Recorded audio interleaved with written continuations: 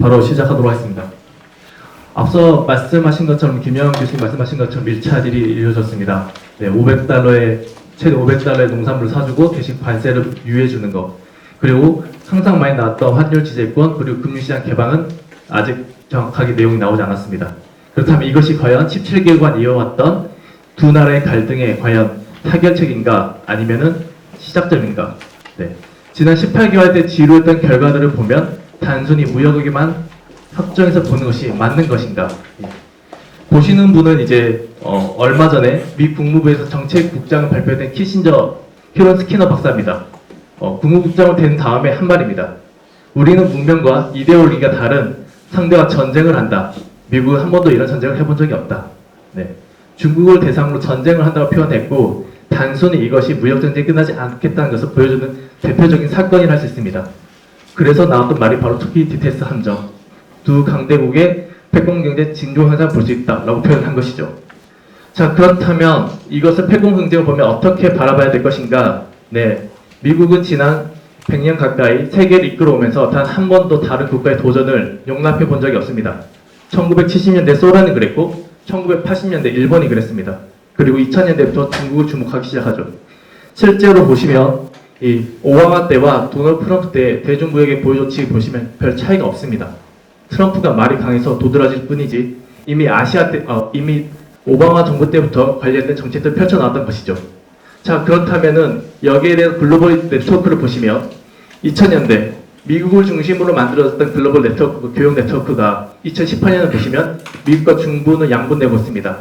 GDP는 아직 미국이 더 앞서가고 있지만 교역 네트워크를 보시면 중국이 미국을 추월했습니다. 더 이상 미국이 중국을 좌시하기 어려운 이유입니다. 자, 그렇다면 한국은 왜 G2에 주목해야 되는가? 앞서 김영환 교수님께서 말씀하셨던 것처럼 한국은 상당히 해외 의존도가 높은 국가입니다. 거기다 G2는 한국의 의존도에 보시면 거의 40%에 육박한 국가입니다. 그뿐만이 아닙니다. 미국과 중국은 여기 오신 김상백 교수님이 참여하신 연구 결과에도 나오는 것처럼 이렇게 북핵과 연계돼서 한국의 이 외교와 안보에까지도 상당히 영향을 미치고 있습니다. 그렇다면 이런 대상에서 한국은 과연 어떻게 해야 될 것이냐? 먼저 동행을 먼저 분석해 보고자 합니다. 첫 번째가 경제적, 두 번째가 군사적, 세 번째가 정치적입니다. 세 가지 관점에서 분석을 해보자 합니다. 먼저 경제적 동행입니다. 첫 번째로 무역과 두 번째 미래의 패권일 수 있는 기술, 이 두 가지 관점에서 저희는 분석을 했습니다. 무역의 관점에서 보시면 실제 무역에 4,200억 달러가 적자인데 그 8,900억 달러 적자인데 그 중에 47%가 바로 미국, 중국에서 일어나고 있습니다. 그런데 실제로 살펴봤더니 부가가치 관점에서 여기 보신 A란 국가가 C란 나라로 100을 수출하고 B란 국가는 C에게 110을 수출합니다. 언뜻 보면 B가 더 많은 돈을 번 것처럼 보이죠. 그러나 B는 A에게 100을 수입했습니다. 실질적 부가가치 관점에서 바라봤을 때 A는 100을 벌었다면 B는 10밖에 못 번 것이죠. 대표적인 국가가 바로 중국입니다. 중국이 여기 보신 B에 해당하는 것이고 미국이 A에 해당합니다. 실제 부가가치 관점을 분석을 해보면 중국은 1,800달러 부가가치를 벌었고 미국은 1,200달러 부가가치죠. 4,200억 달러가 아니라 600억 달러 차이인 것입니다. 그렇다면 왜 미국은 중국을 견제하느냐? 이 보시는 자료가 보면 오바마 정부 때 완성된 미국 혁신 전략입니다. 약 8년간에 걸친 미국의 미래 전략이죠. 보시는 바와 같이 첨단 정밀 브레인 시스템, 첨단 자동차 스마트시티 등등 4차 산업혁명에 가장 대표되는 많은 분야에서 미국이 주도했던 혁신의 리더십을 지속하겠다는 것이 이 전략의 핵심입니다. 그런데 이러한 전략에 대해서 미국을 겨냥해서 세계 1위로 도약하겠다라고 발표를 했죠. 네, 더 이상 미국이 좌시할 수 없는 두 번째 이유가 생긴 겁니다. 자, 그렇다면 이런 관점에서 봤을 때 미국이 중국이 하고 있는 세계 대표적인 품목입니다. 5G, 반도체, 인공지능 이 세 가지 분야에서 화웨이의 수출 규제를 하고 푸젠진에게 수출 장비를 팔지 않고 있으며 인공지능 분야에서는 데이터를 기반으로 하기 때문에 규제가 어렵지만 최근에는 중국의 대표적인 스타트업, 틱톡 등을 규제하려고 노력을 하고 있습니다. 자, 그렇다면 이러한 관점에서 두 번째 군사적 동인을 바라보겠습니다. 보시는 바와 같이 이 미국 같은 경우에는 세계에서 가장 많은 군사비를 쓰고 있는 나라입니다. 그런데 이런 미국에 빠르게 대항하고 있는 나라가 바로 중국이죠. 지난 10년간 중국은 군사비가 2배가 늘었습니다. 물론 그렇게 했음에도 불구하고 미국의 3분의 1이지만 가장 미국을 위협하고 있는 건 사실입니다. 실제 이렇게 늘어난 군사력을 기반으로 중국은 자신의 앞바다, 이 남중해에서 제일 도련선을 그리고 여기에서 강력한 영향을 행사하려고 하고 있습니다. 그 결과 베트남, 말레이시아, 필리핀 이런 국가들과 갈등을 불러일으키고 있죠. 그 결과가 바로 미국과 프랑스, 영국 등이 합쳐진 향해의 자유를 통해서 여기 남중국해의 안전을 도모하려고 합니다. 그렇게 되자 중국은 다시 한번 또 네트워크를 강화시킵니다. 바로 중국을 중심으로 한 1대1로 하면서 유라시아 내국과 유럽 그리고 아프리카 연결하는 거대한 네트워크를 만들고 있습니다. 이러한 상황에서 미국은 인도아시아 태평양 전략을 발표하면서 코드 블록을 통해서 이 네트워크를 깨고자 하고 있습니다. 그리고 중국에게 요구합니다. 미국이 만들어낸 이 세계 질서에 편입하든지 아니면 도전할 건지 선택을 하라. 네, 이렇게 경고를 하고 있죠. 자, 그렇다면 세 번째, 이러한 미국과 중국의 갈등이 일어난 세 번째 원인으로 저희는 이 정치적 동인도 무시하지 못한다고 생각합니다. 이 양 국가 모두 강력한 리더십을 갖춰서 장기 집권 혹은 재선을 노린 입장에서 자신의 이익을 최대화하는 이런 전략을 펼치게 되고 그 결과가 두 국가의 충돌이죠. 이러한 과정에서 임시적으로 중국과 미국이 일단락 매긴 전략이 바로 최근에 나왔던 1차 미니딜이고요. 그러나 이 미니딜은 실질적으로 중국의 IP라든지 산업정책 같은 부분에 대폭적인 전략 수정이 없다면 이루어지기 어려운 부분입니다. 더군다나 중국의 경제는 공화당보다 민주당이 더 적극적이고 행정부보다 미국 의회가 더 적극적인 상황을 고려한다면 쉽게 이루어지기 어려운 부분이라 생각할 수 있는 것입니다. 그렇다면 이런 관점에서 미국은 왜 중국을 계속해서 견제하냐 궁극적인 목표를 보시면 지난 40년간 중국이 빠르게 경쟁 성장을 하고 있고 이미 구매평가 기준으로는 중국의 경제력이 미국을 넘어섰다 평가되고 있고 현 경제 성장을 유지한다면 2030년에는 이것이 바뀔 거다 평가하고 있습니다. 실질적으로 중국의 경제력이 더 이상 부상하기 전에 미국이 누릴 수 있는 마지막 찬스라고 생각하고 있는 것이죠. 더군다나 두 나라의 갈등에서 단순히 국력과 과학만이 아니라 그 국가의 자존을 위해서 가장 필요한 에너지와 식량 부분에서 미국은 중국을 압도합니다. 이런 관점에서 미국은 지금이 마지막으로 중국을 누릴 수 있는 기회다라고 평가를 하고 있는 것입니다. 자, 그렇다면 이러한 상황에서 우리는 어떻게 해야 되느냐? 네, 저희는 두 가지 관점으로 바라봤습니다. 첫 번째가 저희가 가장 잘할 수 있는 4차 산업혁명, 이 기술의 관점에서 어떻게 바라봐야 될 것인가, 그리고 이것이 경제 흐름을 어떻게 바꿀 것인가, 이 두 가지 관점에서 분석하고 여기에 따른 대응 시나리오 액션 플랜을 내보고자 합니다.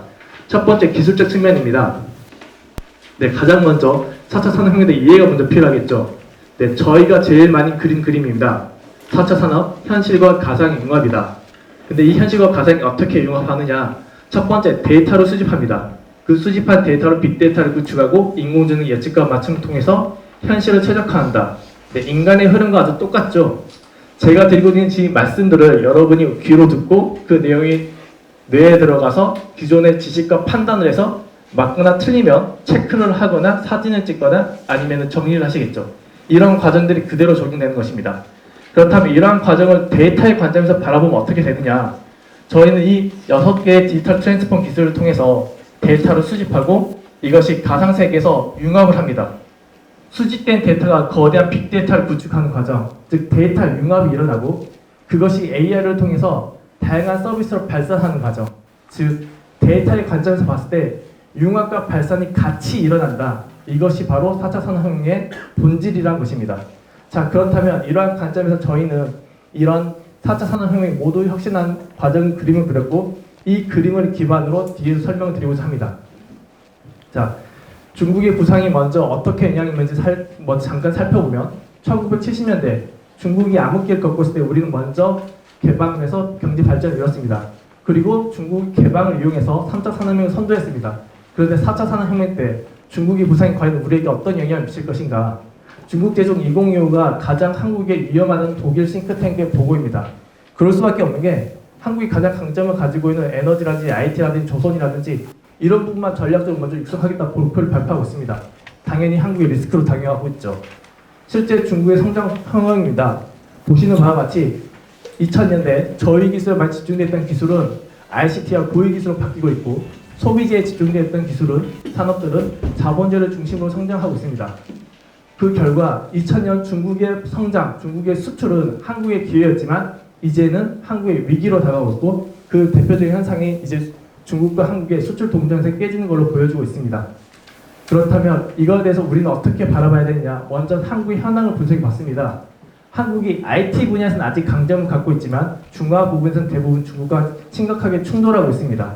그나마 조선은 LNG선 같은 경우 최근에 약간 경쟁력을 회복하고 있긴 하죠. 그냥 전반적으로 봤을 때 ICT 산업이 그나마 경쟁력을 갖고 있는데 그 이유를 분석해 봤더니 첫 번째, 중국이 하지 못한 니치 마켓을 장악했다. 두 번째, 좀 더 차별화된 기술 요구에서 아직도 중국에게 수출을 하고 있다. 이 두 가지 관점에서 한국이 ICT에서 강점을 가지고 있는 것이죠. 그런데 이마저도 쉽지 않습니다. 이제 중국 제조 2025를 기반으로 ICT 융화 정책을 통해서 중국이 IT 분야의 전반적인 전략에 우수화를 꾀하고 있습니다. 한국의 위험으로 다가오고 있는 것이죠. 그리고 중국이 만드는 이 모든 서비스에서 이 모든 분야에서 혁신을 하겠다는 것, 이러한 과정이 한국의 전략과 특히 한국의 4차 산업 전략과 정확하게 일치하고 있습니다. 가장 큰 위기로 다가온 이유입니다. 그런데 이러한 관점에서 봤을 때 한국의 또 다른 위기이지만 기회가 발생한 부분도 있습니다. 바로 이 모든 분야에 이어지는 첫 번째, 데이터를 보내는 네트워크, 그리고 데이터를 처리하는 하드웨어, 그리고 이걸 서비스를 연결시키는 소프트웨어 부분에서 미국의 강력한 견제들이 나오면서 한국의 새로운 기회가 만들어지고 있다는 것입니다. 이 부분에 대해서 조금 더 설명을 드리도록 하겠습니다. 먼저 5G에서는 화이에 대한 강력한 견제를 통해서 만들어진 시장 공백을 빨리 우리가 선점해야 되는 것. 두 번째, 반도체 부분에서 초격차를 그대로 유지하는 것. 세 번째, 소프트웨어 부분에서는 데이터 부분에서 많이 뒤쳐졌으니 먼저 이걸 활용할 수 있도록 규제 개혁이 먼저 이루어져야 된다는 것. 그러면 여기서 먼저 자세히 살펴보시면 IH 마켓에서 나온 2018년 자료입니다.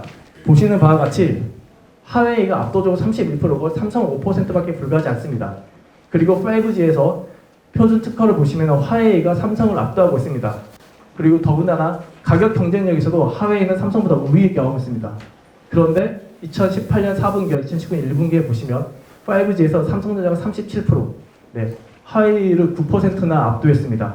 그럴 수 있었던 가장 큰 이유는 바로 일본과 인도 등 큰 시장에 대한 미국의 강력한 견제가 들어오면서 삼성이 기회를 얻었던 것입니다.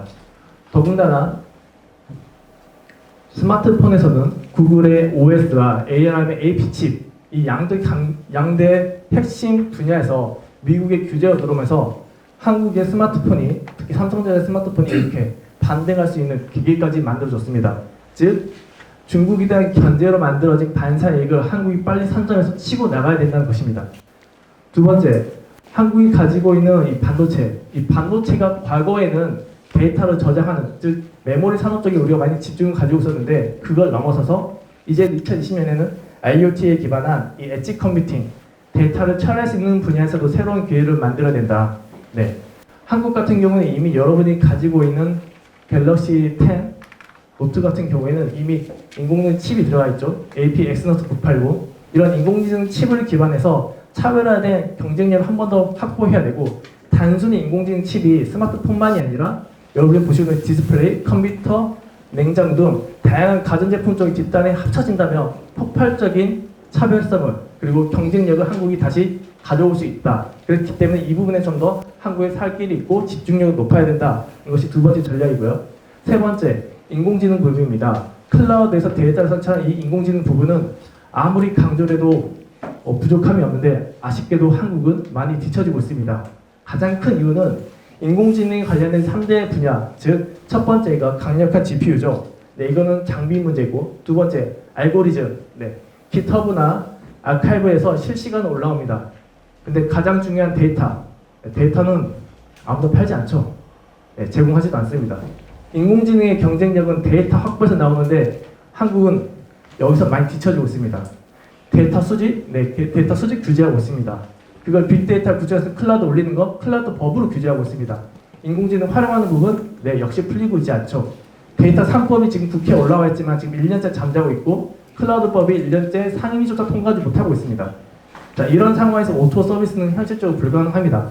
그리고 앞서 저희 이사장님이나 김 교수님께서 말씀하셨던 것처럼 산업처럼 혁신적인 서비스 쪽까지도 지금 맡고 있습니다. 네, 혁신 성장이 불가능한 가장 큰 이유죠. 자, 그렇다면 두 번째로 이런 기술을 넘어서 경제적 측면에서 우리는 어떻게 대응할 것인가? 먼저 4차 산업혁명을 이야기했고 두 번째로는 이 미중무역 갈등을 통해서 한국이 얻고 있는 이점입니다. 물론 중국과의 관계가 틀어짐에 따라서 중국의 성장이 떨어짐에 따라서 얻는 손실도 있지만 반대로 미국 시장에서 한국이 성장력을 얻고 있습니다. 중국이 미국 점유율이 4% 떨어진 동안 한국은 1%가 올랐습니다. 한 20% 비율로 따지면 20%가 성장한 것이죠. 그렇다면 이걸 바라보자. 자, 먼저 GBC 이야기 전에 4차 산업혁명, 즉 산업혁명이 이룰 과정에 GBC가 어떻게 변하는지 보아보면 1, 2차 산업혁명은 오프라인 혁명입니다. 즉 무역이 글로벌하게 만들어졌죠. 그 과정에서 글로벌 리더십까지 만들어졌습니다. 그리고 3차 산업혁명, 연결 비용이 감소되면서 제조의 세계가 내어졌고 글로벌 GBC가 형성되는 계기가 됐습니다. 그런데 4차 산업혁명에서는 제조의 세계화를 넘어서서 서비스 단의 세계화까지 이끌어지고 있습니다. 즉, 이 관점에서 GBC가 변하고 있는 것이죠. 그렇다면 앞서서 GBC를 간략하게 설명드렸기 때문에 저희가 GBC에서 바라볼 두 가지 관점. 첫 번째, 그 GBC에서 누가 참석하고 있느냐. 두 번째, 그 GBC 통해서 가치가 어떻게 이동하고 있느냐. 이 두 가지 관점에서 바라볼 필요가 있고 최근의 변화의 가장 큰 트렌드인 이 GBC의 하락도에 주목해야 될 필요가 있다. 그리고 그 가장 큰 이유가 바로 리쇼어링, 4차 산업혁명이 언급되고 있다는 것입니다. 실제 미국, 독일, 일본, 중국, 인도 이렇게 강력한 시장을 가진 국가들을 중심으로 이 GBC가 떨어지고 있고 평균적으로 0.2%가 떨어졌는데 한국은 3.2%가 떨어졌습니다. 해외 의존도가 높은 한국 입장에서 당연히 이런 GBC의 변화를 주목해야 될 이유입니다. 그렇다면 이런 GBC의 변화를 어떻게 관점에서 바라보느냐? 저희는 GBC가 글로벌 밸류체인에서 글로벌 밸류 네트워크로 변하고 있다고 바라보고 있습니다. 가장 큰 이유는 이렇습니다. 과거에는 기업들의 경쟁력을 갖추기 위해서는 서비스, 제조, 물류 여기에서 평균 점수가 높았어야 됐습니다. 네. 서비스, 제조, 물류의 평균 점수가 90점 맞으면 강력한 경쟁력을 갖출 수 있었죠. 그런데 지금은 그렇지 않다는 겁니다. 제조, 서비스, 물류에서 각각에서 100점을 맞은 기업들이 뭉쳐지고 있다는 겁니다. 따라서 개별 기업의 경쟁이 아니라 가장 뛰어난 기업들이 어떻게 묶을 것인가, 그것이 기업의 경쟁력을 좌우하고 산업 생태계 경쟁으로 가고 있다는 이유입니다. 그렇다면 이러한 관점에서 대표적으로 보여주는 것이 바로 지금 혁신 생태계와 시장 플랫폼의 출현입니다. 혁신 생태계와 시장 플랫폼이 출현하면서 기존의 창업 비용이 1000분의 1로 줄어들고 있는 것이 GRP 파트너스의 연구 결과입니다. 그리고 이러한 모습들을 가장 잘 보여주고 있는 것이 바로 아디다스의 스피드 팩토리죠. 아디다스 스피드 팩토리는 저희가 아라모스 모션 캡처 기술로 우리의 신체 지수를 체크한 다음에 3D 카본 3D 프린팅을 통해서 생산을 하고 이것을 오토 배송으로 24시 이내에 배송을 합니다. 이 모든 과정은 G맨스의 마인드스피어라는 산업 플랫폼 위에서 운영되고 있습니다. 그 과정에서 18개월 걸렸던 생산에서 소비까지 과정이 24시간으로 단축이 됐던 것입니다. 그리고 소비자의 온 디맨드에게 바로 온 서프라이 대응이 가능하게 된 것입니다. 그렇다면 이 과정에서 우리가 무엇을 집중해야 되느냐? 과거에는 이 제조의 혁신, 즉 제조 과정의 혁신에 집중해서 비용에 집중했다면 이제는 소비자의 대응에 즉각적으로 대응할 수 있는 이 제품과 서비스의 융합, 이 부분이 중요해졌고 당연히 이러한 서비스를 제공할 수 있고 이러한 서비스를 사용할 수 있는 시장, 미국과 유럽 같은 거대 시장들이 중요해진 이유입니다. 자, 그렇다면 이러한 관점에서 GBC의 변화가 전략적으로 얼마나 중요한지 보여드리겠습니다. 자, 2000년대 보시면 공급의 중심으로 바라봤을 때입니다. 미국과 유럽 그리고 여기 가운데가 일본입니다. 그런데 2017년 기준으로 분석해보면 미국과 유럽의 영향을 작아지고 중국이 급격히 커지고 있습니다. 자, 글로벌 밸류 체인에서 흔히 말하는 글로벌 밸류 체인에서 중국의 영향이 커진 것이죠. 그런데 소비에선 그렇지 않습니다. 소비 시장에서 미국의 영향력이 줄긴 줄었지만 아직도 미국의 영향력이 그대로 중요하게 남아져 있습니다. 즉 아직은 수요 시장에서 미국이 더 중요한 것입니다. 자, 그렇다면 GBC가 소비를 중심으로 재편되는 이 과정에서 과연 우리는 공급을 중시해야 될까요? 아니면 소비 시장, 수요 시장을 더 중시해야 될까요? 너무나 답은 명확한 것 같습니다. 흐름에 따라서 ESCAP에서 분석한 자료입니다. 미중무역이 과연 어떤 나라들에게 이익이고 어떤 나라들에게 위기일 것인가? 왼쪽에 보시는 그림들이 위기 국가들입니다. 한국은 미국의 관세 리스크에 대해서 가장 큰 리스크를 처한 나라고 중국의 경기 동안에서 세 번째 위기에 처했다라고 분석했습니다. 동시에 가장 수혜를 볼 국가에서 중간재 부분에서 한국, 그 다음에 최종재 부분에서는 한국을 2위로 뽑았습니다. 이러한 변화의 가장 큰 이유는 미국의 선택, 미국의 소비 시장에 합류할 가능성이 가장 높은 국가로 한국을 뽑았고 그렇기 때문에 한국을 가장 큰 수혜 국가로 분석한 것입니다. 자, 이러한 관점에서 중국의 GBC는 또 다른 큰 위기를 겪고 있는 게 이미 2016년부터 동아시아로 제조 기술들이 옮겨가고 있죠. 더군다나 이번 미중 무역 분쟁을 통해서 미국의 57%, 기타 국가의 56%가 생산 거점을 이동하려고 합니다. 그렇다면 정리해 보겠습니다. 이런 GBC가 4차 산업혁명을 통해서 밸류체에서 밸류 네트워크로 변화하고 있다는 점, 그리고 최종 수출 플랫폼의 중심으로 된 중국 중심이 동남아로 이전하면서 한국의 새로운 기회가 만들어지고 있다는 점, 더군다나 우리는 2년 전에 겪었던 사드 갈등을 통해서 남들보다 먼저 출발했다는 점, 이러한 점들을 잘 활용하면 새로운 기회가 될 수 있다는 것이 저희의 분석입니다. 자, 그렇다면 이걸 기반으로 저희가 나온 대응 시나리오입니다. 한국이 가지고 있는 것, IT 기술의 차별화, 세계 제조 5대 강국, 그러나 규제 부분은 정말 최악의 규제를 갖고 있죠. 동시에 4차 산업의 도래가 미국에 대한 중국 견제는 우리에게 기회이지만 동시에 중국 시장의 침체 부분 우리에게 위기로도 작용할 수 있습니다. 이러한 관점에서 4가지 전략을 만들어 보았고 이걸 가지고 저희가 가진 시나리오를 한번 짜봤습니다. 한국이 선제적으로 인공칩을 만들고 5G에 기반한 한류어 컨텐츠, VR 기반의 컨텐츠 전략을 만들어내고 혁신 성장을 할 수 있는 규제 계획을 이뤄낸다면 그리고 공급망 인증 동남아를 구현된다면 우리에겐 새로운 기회가 만들어지고 좋은 기회가 만들어지겠지만 양쪽 다 실패하면 최악의 시나리오가 만들어지겠죠. 그리고 개인적으로 저희는 선제 대응을 좀 실패하고 있는 것 같지만 아직 이 공급망 이전을 통해서 시나리오 3번이 우리의 현재 모습이 낫지 않을까라고 저희는 생각하고 있습니다.